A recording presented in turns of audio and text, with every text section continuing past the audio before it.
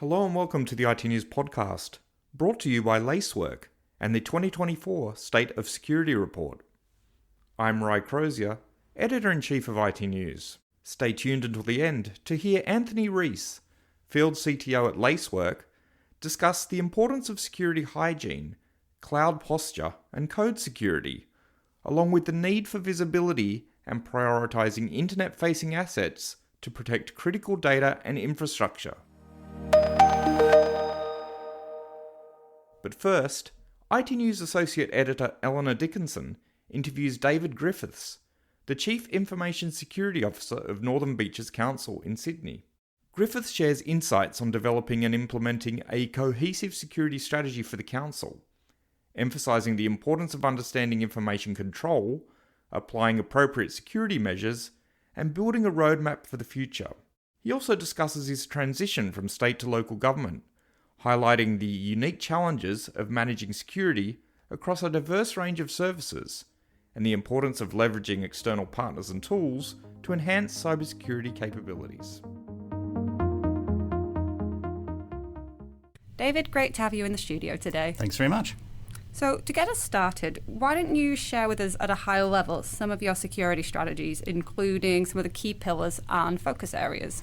Okay, happy to. So when I joined Council in November last year, there was already a lot in place. I'm going to say that they were doing pretty well. But the thing that was missing was the overarching view of how security fitted into the organisation. And all of those point decisions that have been made in the past have added up to a great deal. But what the strategy is going to be aimed at is really consolidating all of that view into how the organisation wants to see itself in the future. And we're talking then about building a roadmap from that over the next 2 to 3 years. So the strategy really is around understanding where our information is, making sure we've got control of that. It's around understanding that the controls that we have are appropriate, not only for the security aspects, but for the business as well. We're not there to say no to anybody. We're really there to say, yes, you can do it, but please do it this way. There's a better way. And as much as anything, we also really want to get the resources that we're putting together and eventually put those out to other people. Because there are a lot of organisations out there who don't have the resources, who don't have the understanding. And so as we go through our journey, we uplift our governance, we put in our additional risk processes, we look at threats more. We're going to then pick up as much of that as we can, package it up, and then put it out there for other people. So really, we're on our own journey. We're putting our own oxygen mask on before we try to help anyone else. We have to get ourselves sorted out. But we're starting from a good place. So really the strategy is around building on what we have and then embedding that further into the organisation and making sure we're supporting all of those business areas we look after. You raise a good point about the number of business areas, because unlike a lot of other organisations, there are a lot of attack surfaces in local government. Given that level of complexity, how does that change or inform the way you approach cybersecurity? Okay, this was the huge shock coming into local government from state government. I was used to complex organisations. However, Northern Beaches Council is around about 2,000 staff. It wanders up and down with casual staff each year. But those 2,000 staff deliver over 50 different services. Some of those obviously internal as corporate services, and the rest are out to the public. And there is such a range of those. We obviously run libraries, we run 2 cemeteries, we run childcare, we fix roads, we manage an enormous number of citizen-facing or resident-facing functions. And that complexity means that over time, there's been an evolution of those functions in their own way. And a big part of what I have to do is have a look at the organisation as a whole and have a look and say, we are a local government organisation. What are the threats against us generally, which are the same as everybody else, by the way. There's no difference.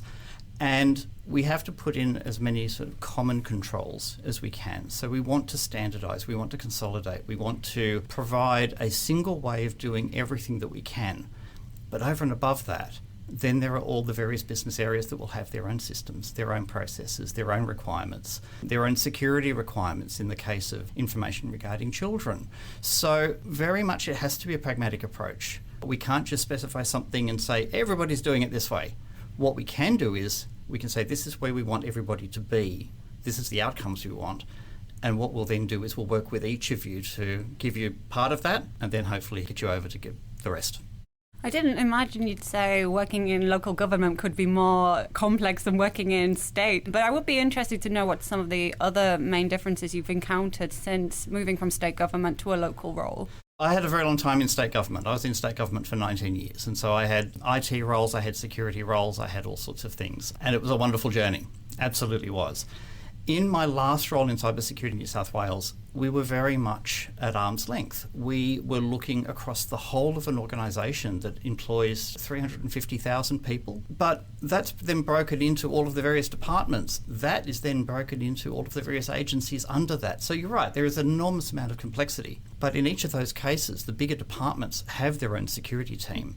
And that means that we're not hands-on with the technology. We're trusted advisors.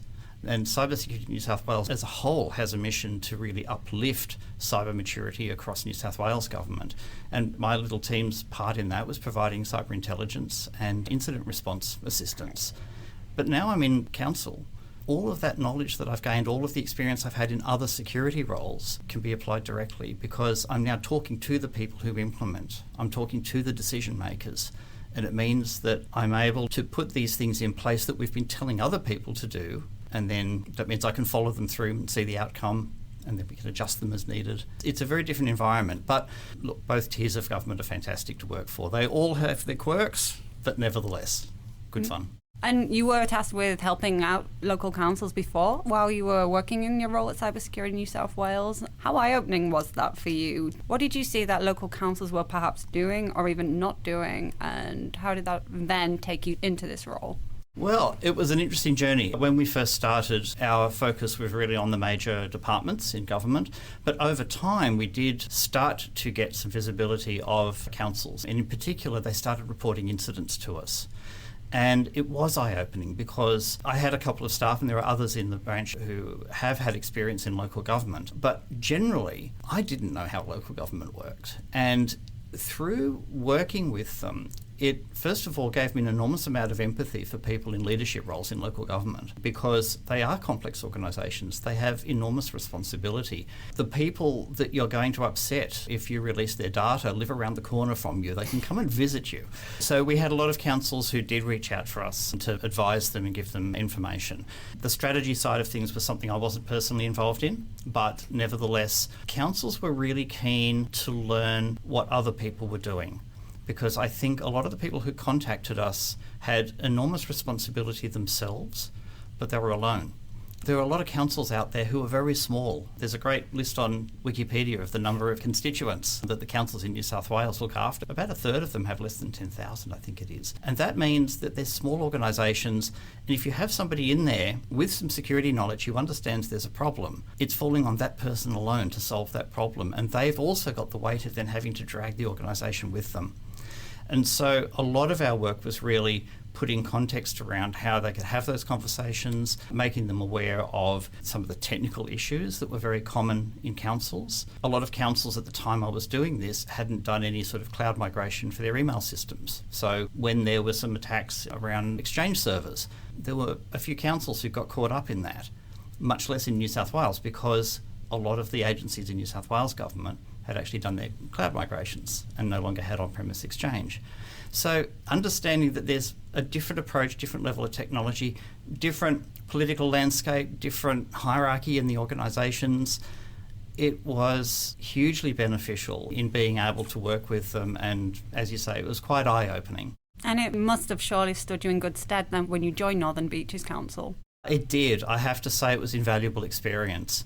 First of all, because of the intelligence work, I had a good understanding of the threat landscape, and I know for a fact that councils are targeted as much as the rest of the world. There's no hierarchy in government in regards to cyber attacks. Overseas threat actors look at the Australian government.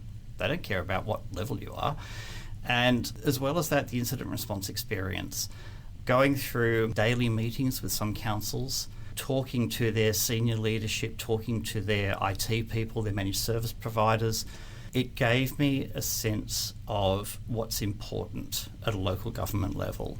and really the operational side of it, the detail, the understanding that there are 89 councils out there that supply water to their citizens in regional areas. Understanding that their challenges were very different from what we were seeing across a lot of state government. So coming into local government, absolutely, it was an invaluable experience. Going a little bit deeper now into your day-to-day work at Northern Beaches Council, can you tell me a little bit about how security is resourced and how it works across the multiple teams and departments you're working with?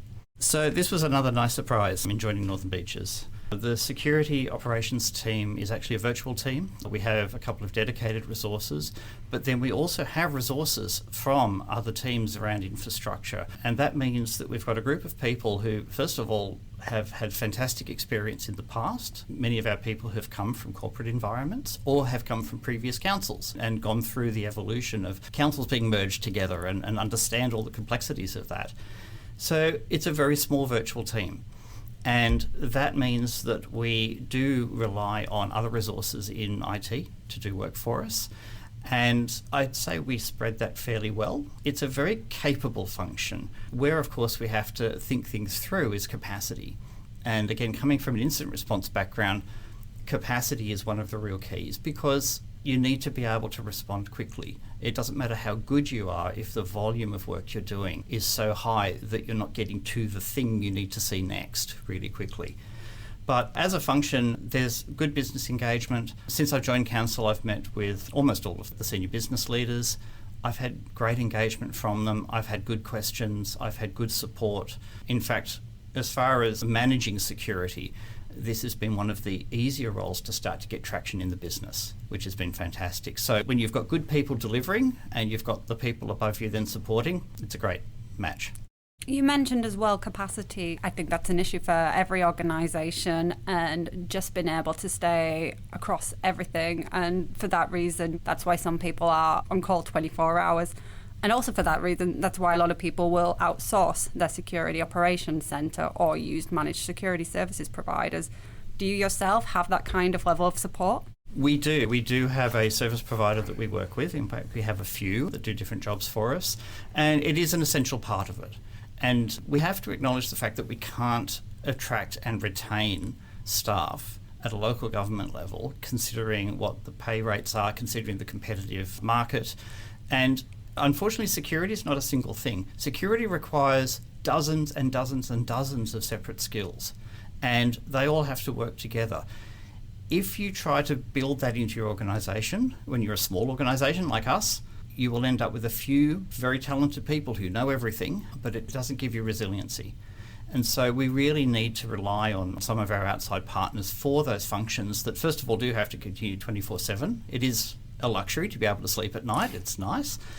But the other thing is there are skills there that we know that even if we had them, we couldn't maintain them ongoing. Because unfortunately, that 24/7 function doesn't just require a single staff member for 24/7. That's the thing. It's quite a large resource pool you need to do behind that. And the other part of it is also that the tools that we use require some specialist capabilities as well. So if you have technologies that are performing security functions for you, you also need to be extremely fluent in those tools. To get the best out of them, you need to have the skills to be able to look at it, know exactly what to do, know how to configure it, know what the possibilities are. That creates an enormous amount of pressure on an internal team, and it requires an enormous amount of training from the organisation. So going with an outsourced partner, getting them to do their bit and us to do our bit is absolutely the best approach. I think you've raised a really good point as well about there's a lot of highly specialised skills in cybersecurity and there's a huge amount of tools, vendors, platform solutions out there. Could you tell me a little bit how you go about determining what capabilities and what vendors to bring into your security environment? Absolutely. So we're actually going through this at the moment. We are doing a bit of an analysis around what it is we do ourselves. We're looking at the things we don't currently do.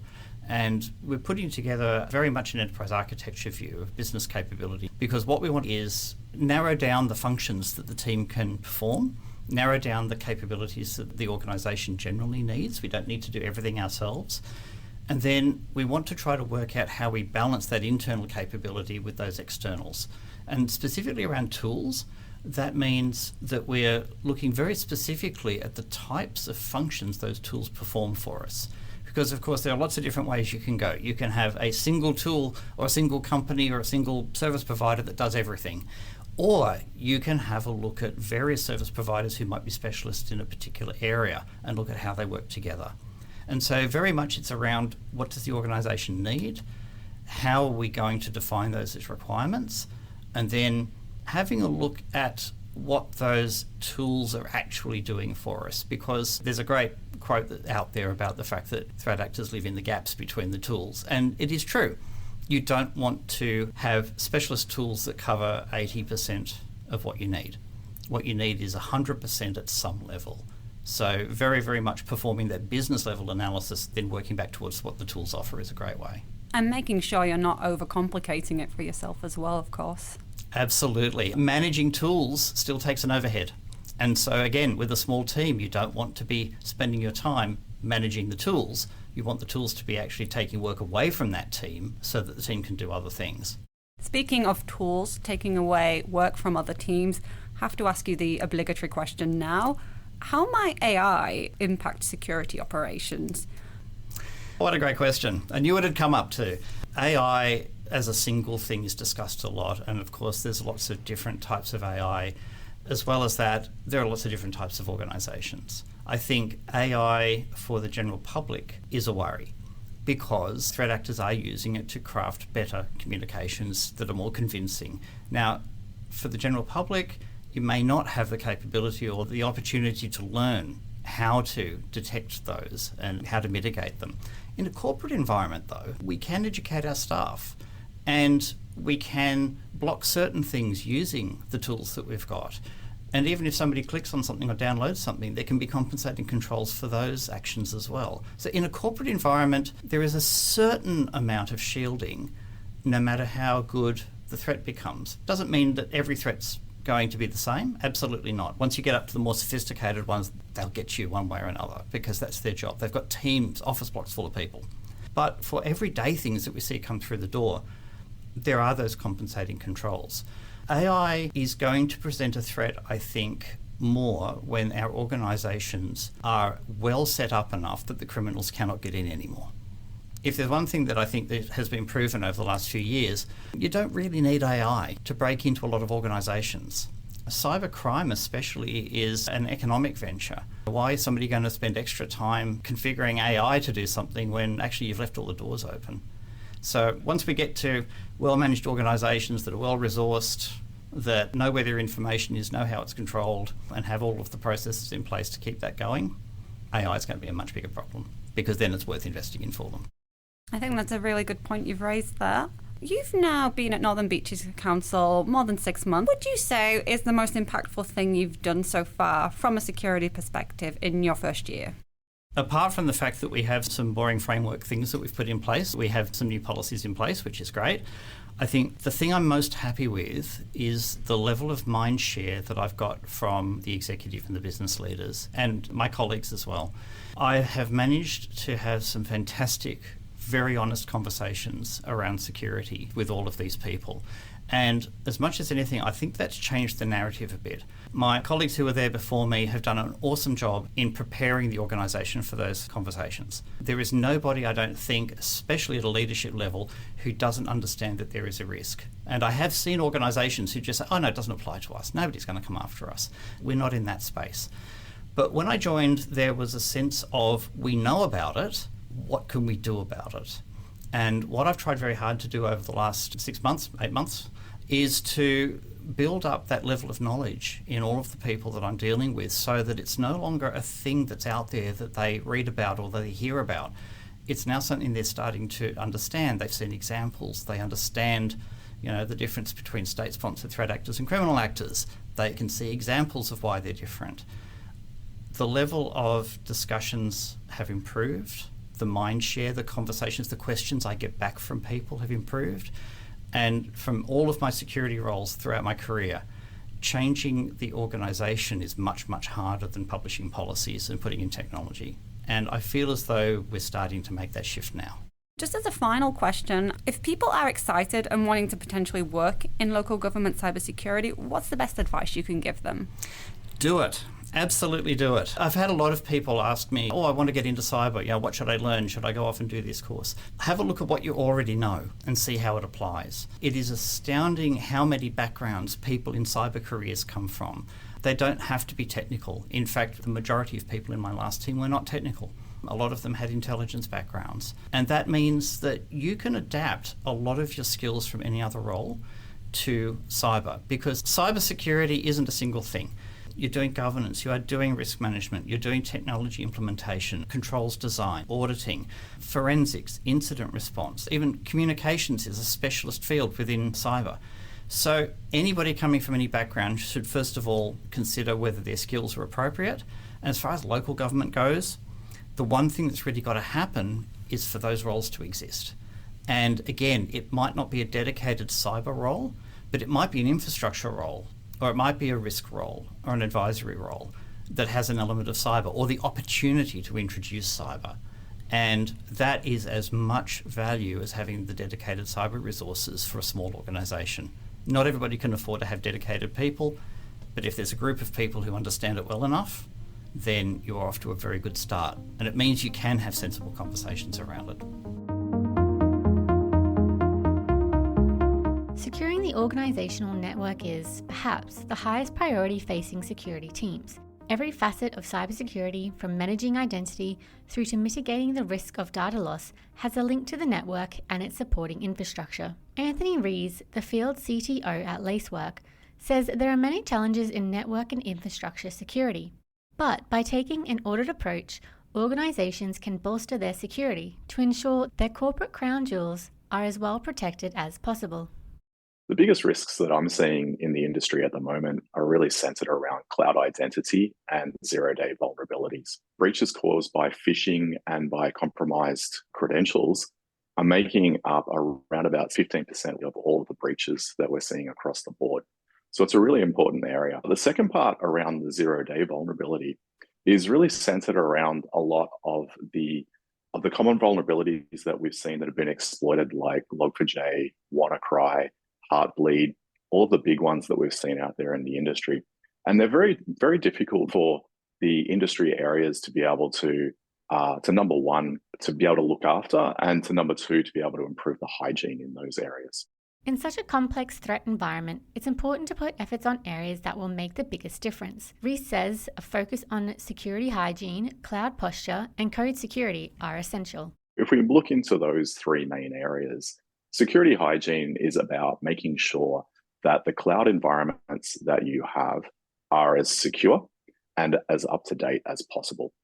Now, that ties pretty neatly into the cloud posture piece. So cloud posture piece tied very, very neatly back into the hygiene part, but making sure that we're using best practices across our cloud environments, also making sure that we're using security best practices, making sure that we haven't left, for example, ports open, we haven't configured things like RDS databases incorrectly, and that we're utilizing the best of breed practices out there to ensure our cloud security posture is at its utmost highest. Identifying the main areas to focus is just the start. Organizations must address the challenges that can get in the way of executing an effective network and infrastructure security plan. Talking about the blockers and the areas that organizations are trying to address when it comes to security, it's very difficult for them.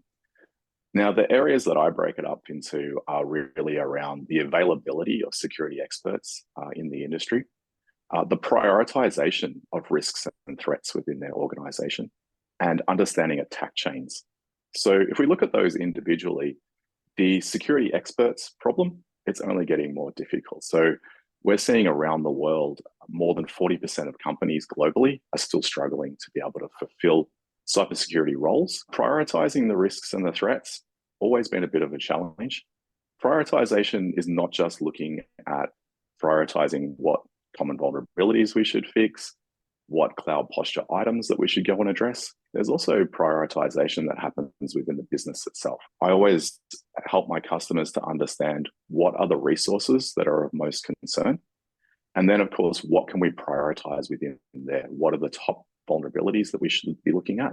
Are those vulnerabilities on workloads that are actually internet facing? And then the threats that are associated to those, are they also extended by overprivileged identity as well? And that's all part of the whole attack chain piece. So understanding the chain that is attached to it, from the internet to the vulnerability through to the identity, how can we go and secure that as a holistic area within their cloud environment? Rees says the key to making a start is understanding your environment. Getting started is honestly the hardest part, but it all comes back to visibility. There's visibility of the ephemeral cloud workloads in a customer's environment. There's the processes, there's the user and the identity section, there's the network connections that are so important when understanding your security posture. And then there's also what is internet facing within our world and how can we go about prioritizing that. So in terms of getting started, I always recommend have a strong, visible, identifiable plan of what your cloud environment looks like. Then we start to prioritize within that. So what is internet facing? If it's internet facing, then it's probably going to be your highest priority. What are the current CVEs? Are there any 0 days that could potentially impact that? Do we know what the runtime of that environment looks like, and how can we further secure it and protect it? And then can we identify what active packages are running across that as well, and tie in things like code security, so understanding the static composition analysis of the applications that are running on it, and start to prioritize that way. But looking and tying everything back to the priority of what are your golden workloads, what are the main workloads that are running from a business sense, and then tying that back to the perceived risk is always the best way to start. Securing an organization's network and infrastructure demands an audit approach that's founded on understanding the environment and the risks it faces. Combining robust risk mitigation with contextual visibility on key workloads enables organizations to prioritize their resources to protect their most important assets. That's it for this fortnight's episode. Please let us know what you think by reviewing the iTnews podcast on Apple, Spotify, or wherever you download your podcasts from. Your feedback is appreciated and helps us create content better catered to you, the listener. For all the latest headlines and happenings in Australian IT, head over to itnews.com.au.